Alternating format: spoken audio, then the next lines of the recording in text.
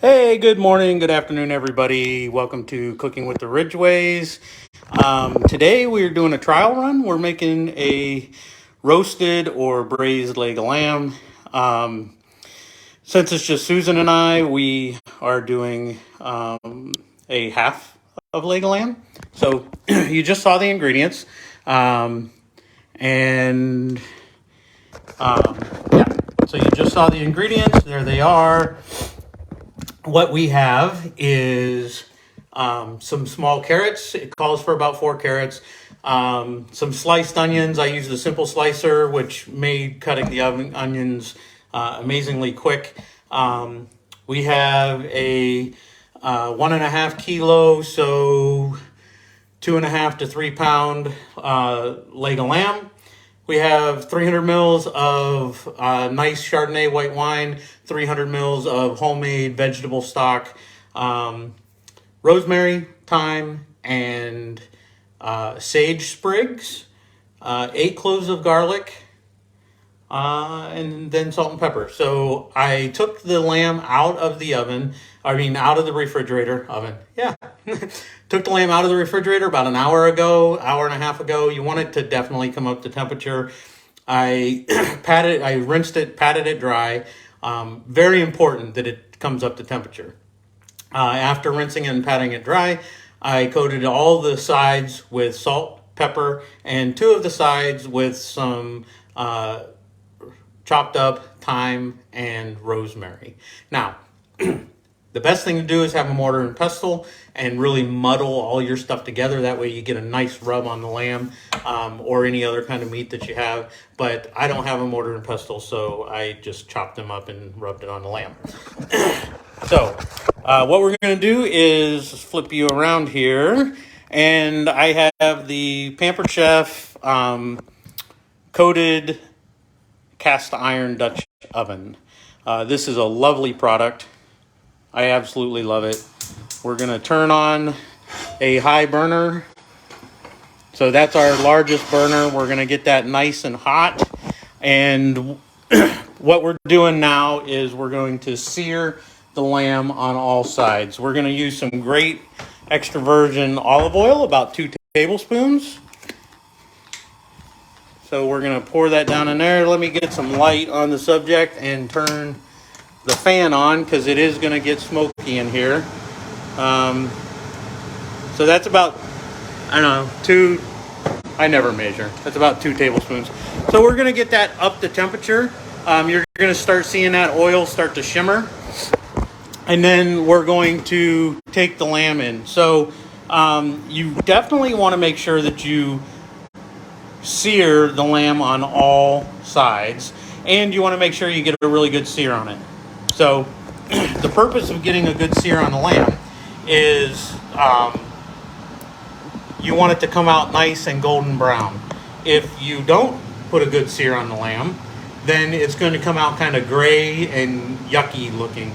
We're also going to take the lid off. Now this is a braising technique. Braising just means cooking in liquid, right? So we're going to braise the lamb. If it was roasting, there would be no liquid, and we would just cook it in its own natural juices. But for this, we're going to braise it. Now it's not going to come out pink. This is going to be like a roast, right? So we're going to be roasting or braising the lamb. It's going to come out nice and shredded. We're going to take the lid off towards the end and let some of that lamb crisp up and kind of dry out. And then the juices in the bottom we're going to make a nice sauce with. So the other thing is, once you caramelize and you get a nice crust on that lamb, you're going to want to leave that in the bottom and then put all the veg in, and that's going to kind of, when you put the liquid and the veg in, that's going to kind of deglaze the pan. So let me check. Yeah, our oil is getting hot. Great. The oil's getting nice and hot. I'm going to flip you around again. Sorry for all the flips. And then we're going to take you in. Now we're going to have potatoes with this. You can have any kind of starch that you want, really. I'm going to put this bone size down. And notice we did buy it with the bone in. Now the butcher asked us if we wanted him to take the bone out. There are preparation methods where you actually butterfly this or fillet it out, and it cooks a lot quicker. Those are for cooking on the barbecue grill mostly. And when you cook on the grill that way, that's coming out pink. It's not like grandma's old style roast. We're going to cook this for about 5 or 6 hours in the oven. So it's just now 1 o'clock, and we're going to put that down in there. Now, it immediately stuck to the bottom of the cast iron pan, right? You don't want to break that loose. It's in the searing process right now, and you're actually searing that meat. The meat is shrinking up.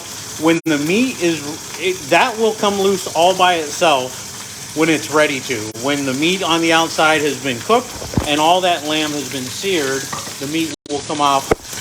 So leave that on. I'm going to leave that on for a minute or two, sear that side, and then we'll check to see if it's loose yet or not. Very important. Do not break it loose as soon as you put it in.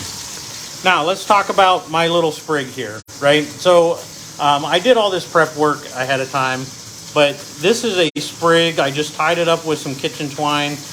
This is sage, rosemary, and thyme. And the reason I put it in a sprig and put it all together is we're putting it down in the juice that we're going to braise the lamb with. That lets me, when it's all said and done, I'm not going to have to surf out all these little bits and pieces of herbs. I'm just going to pull this one sprig out. Now, the French have some kind of fancy name for that. I don't know what the fancy name is. I'm not French trained. However, there's your sprig. So, we got some good smoke going on here. The lamb is not released yet. So, I'm going to continue to cook it. It's going to take about 10 good minutes of cooking, about 3 or 4 minutes on each side on high heat with that oil in there. I'm not going to keep you on all that time, but I will post pictures and show you what the finished seared product looks like, and then I'll show you what it looks like when it comes out. So thanks for joining, and can't wait to see how our test run of the leg of lamb comes out. Have a good day.